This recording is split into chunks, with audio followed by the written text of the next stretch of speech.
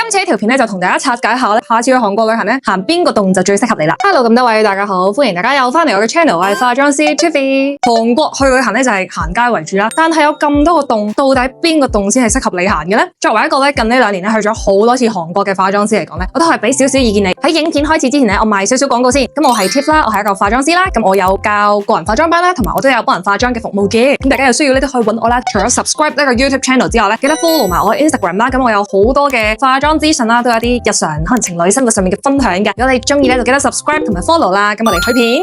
第一個洞就係講弘大啦，同埋延南洞啦，因為其實佢哋係好近嘅。我每一次去咧都係住弘大噶啦，因為佢係乜都有咯，即係食又有，跟住買又有，同埋佢搭車咧佢有機場快線啦，又係一個大站咁樣啦，所以去邊度咧都比較方便嘅。如果想去弘大最 hit 最集中嗰個地方咧，你就可以喺弘大站嘅8或者9號出口出嚟咧，就會係好旺嘅弘大大街噶啦。弘大有個特色咧就係佢嗰條大街咧有好多表演者喺度表演啦，咁就會惹嚟一堆年輕嘅觀眾咧圍觀。所以弘大個商圈咧，我覺得係最年輕嘅啲衫嘅 style， 價錢咧都會係最平，可能100零蚊到200蚊左右嘅啫。而呢幾間咧就係我覺得必須要行嘅店鋪啦，因為我今次去韓國咧係行咗好多街啦，為咗拍呢條片啊，我真係特登行晒，連冷門嗰啲洞咧我都係行埋嘅。發現咗一樣嘢咧就係其實佢哋嘅款好似咯，即係你行咗咁多間咧，你會發現嚟嚟去去都係嗰啲款嘅咋，只係個後面嘅 tag 唔同啦，或者佢哋會扣一個金牌仔咁樣啦，呢一啲小嘅唔同咯。咁可能質素有分別啦，但係我自己認為咧，可能佢哋係喺同一個地方攞貨，睇嗰個店主嘅眼光啊，就手攞一堆咁樣嘅 style 擺喺自己鋪。但係你去第二間鋪咧，其實都會有好相似嘅 item 出現咯。譬如我啱啱講呢幾間鋪啦，你行完個 A 嗰間，再行 B 嗰間，你就會發現，咁似啱啱嗰間有一模一樣嘅衫咁樣咯。咁弘大衫我啱啱講係最平啦，咁當然個質素咧都係會最參差嘅。而當中咧，我最中意咧就係呢一間 Aver House。Aver House 咧，真係我覺得我自己暫時喺韓國最中意嗰間咯，因為佢啲選物咧係好靚噶，即係又有啲特別嘅喎，佢唔係全部都係基礎風。我覺得韓國好多鋪頭都係賣啲好基礎嘅 item，我覺得有啲無聊。但係呢一間咧，佢係唔基礎噶，同埋入面啲揀嘅嘢係幾精緻咯。佢連小飾物啊，或者係一啲手套啊、襪嗰啲都有，應有盡有。跟住價錢都好適中，我覺得好可以接受嘅。可能佢因為選物店咧集齊唔同地方嘅 brand，佢嘅價錢係有少少浮動嘅。有啲裙可能要400蚊咁樣，有啲裙100零蚊又有。但係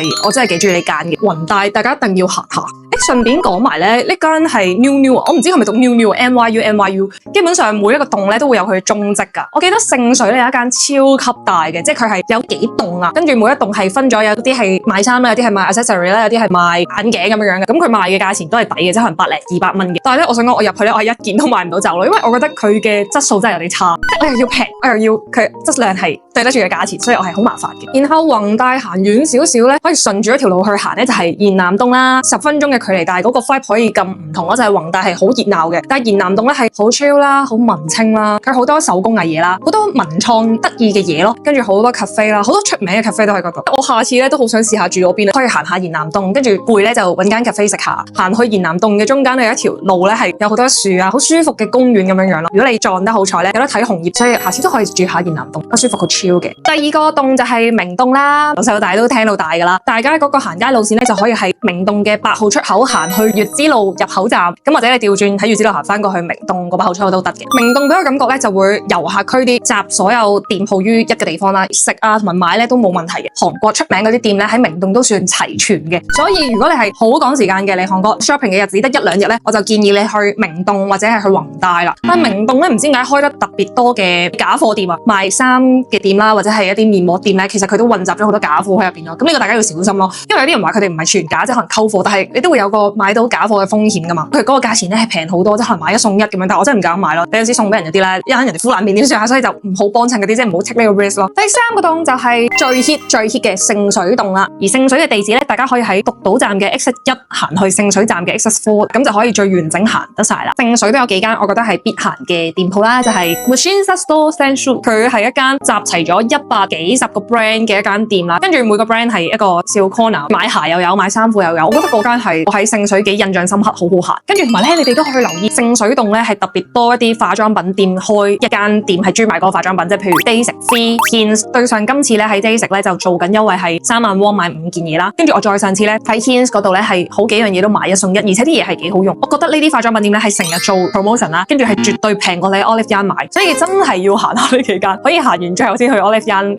想講咧，我今次咧係撞正星期六去到呢個聖水洞啦，真係多人都癲咗啦，或者星期六日啦去聖水洞咧撞到韓星嘅機會咧，其實係幾大。我望上去咧天台嗰陣時咧，見到有支大燈射住，即係人拍緊嘢啦。然之後樓下嗰條路咧係多人到係要排隊過。當時咧我以為係一啲我唔識嘅韓星，然之後後尾睇 Flash 先知原來係朴寶劍喺天台上面。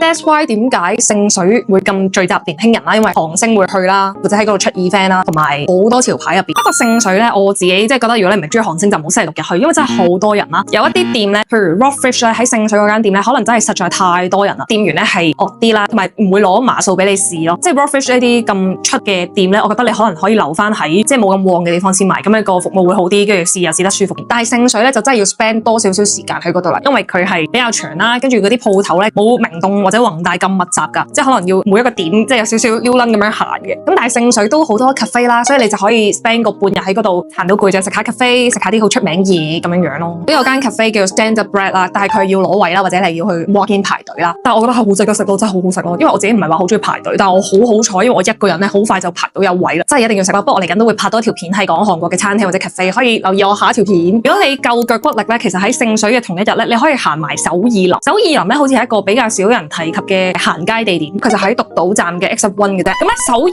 林咧就同我啱啱講嗰3個洞咧好唔同啦。佢係咁多個洞入邊咧最貴，都係最高質嘅一個洞嚟嘅。店咧係唔多嘅，但係有好多好小眾嘅店咯。所以有啲店咧，如果你真係要去咧，你就一定要去首爾林先可以行到嗰間鋪咯。首爾林咧其實就好快行晒噶啦，因為佢店真係唔多啦。最正係佢行到最尾咧，就真係首爾嘅森林公園咁樣樣啦。如果你好彩撞正啲靚嘅花季去咧，有黃葉睇啊，即係都幾正幾 chill 嘅。行完街嘅盡頭係個公園，然之後你就要經嗰個公園行翻地鐵站咯。成件事係 chill 嘅，開心嘅。最後一個咧就係漢南洞啦，漢江鎮嘅3號出口咧就可以開始行一個漢南洞啦。而漢南洞咧應該都係一個新啲嘅行街路線，所以其實佢未係太密集嘅，比較多斜路啦。店鋪咧係比聖水更加分散嘅。食嘅嘢咧，我覺得唔算多嘅。佢主打咧都係質素優先啦，同埋小眾啲嘅衫多嘅，好多高端嘅設計師 brand 喺入邊咯，所以佢價錢咧都相對貴啲，但係冇首爾林咁貴。最後一個咧可以講下係高速巴士地下街。高速巴士鐵路站入邊咧係有一個地下街啦。5、6、7年前有少少暴露年紀，我去嗰時咧我係幾中意行呢個地方，因為佢性價比幾高嘅。凍嘅天氣去咧，你唔會想行啲露天嘅地方噶嘛，你就想喺室內啊嘛，你都可以選擇呢個。但係我上年再去咧，佢多咗好多賣老人家嘅衫，好少係我睇得上眼，又或者係即係 young 啲嘅衫少咗好多咯，所以我覺得就好似唔太適合啦而家。今次去東大門嗰個 Outlet 啦，其實唔係咁差嘅，我覺得幾好行嘅，但係個人流好少咯，同埋加上我當時咧行到有啲攰，所以就冇好認真去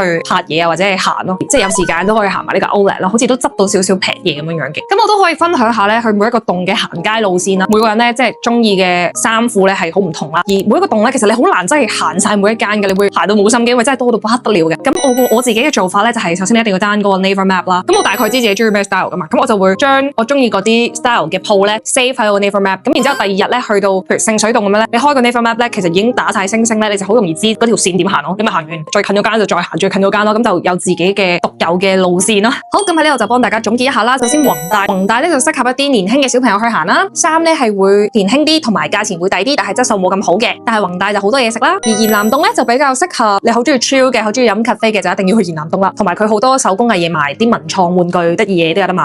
然之後明洞咧就係我覺得比較遊客區啦，所有嗰啲出名嘅店鋪咧都會集中晒喺明洞，同埋明洞有免稅店咯。跟住就係聖水洞啦，星期六日真係好多人咯，我覺得係韓國後生仔女入邊最 hit 嘅一個地方，聚集好多潮嘅鋪頭入邊，同埋有 cafe。然後就係首爾林啦，首爾林可以同聖水洞同一日行啦，價錢比較貴，但係質素超好嘅店鋪，佢店鋪唔多嘅，同埋佢嘅店鋪係比較小眾嘅。如果想買啲特別嘢，又唔怕價錢貴嘅話，就可以去首爾林。最後就係漢南洞啦，比較分散嘅，都係小店居多，價錢都係偏貴嘅，但係冇首爾林咁貴。以上咧就係我最近呢幾年去韓國行咗好多街之後嘅少少分享啦。如果有咩問題咧，可以喺留言同我講啦。記得 subscribe 我 channel 啦，like 呢條片啦，share 俾朋友啦，同埋 follow 埋我啲 Instagram 啦。咁我哋下條片就再見啦，拜拜。